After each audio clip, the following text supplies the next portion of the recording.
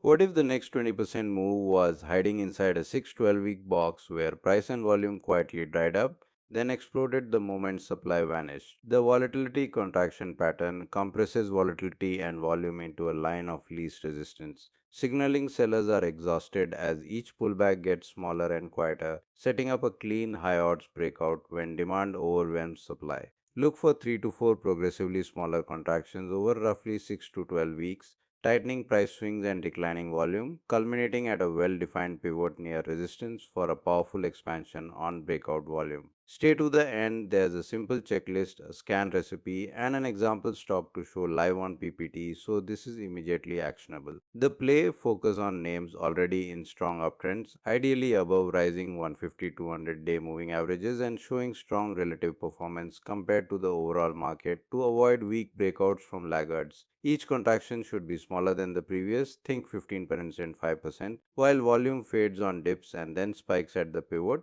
confirming institutional buying as price emerges. Enter on a decisive breakout through the pivot with a clear surge in volume and ideally a strong close above the level. If aggressive, a cheater entry can be taken on a tight mini pivot inside the base as the last contraction tightens. Place the initial stop just below the most recent contraction low or a nearby rising short-term moving average, keeping risk tight while aiming for a favorable risk to reward ratio, often 3 times the reward compared to the risk. Add on constructive pullbacks to the breakout area if volume remains supportive and price respects the short-term moving average in the 10 to 21 day range, but step aside if volume dries up without follow through or if the breakout immediately fails back into the base. Failed breakouts are a signal to exit, not to hope. To scan, prioritize tight consolidations near highs, drying volume, 2 to 4 contractions, improving relative strength, and a clean horizontal pivot. This mirrors modern screening workflows used for leading stocks and keeps focus on quality.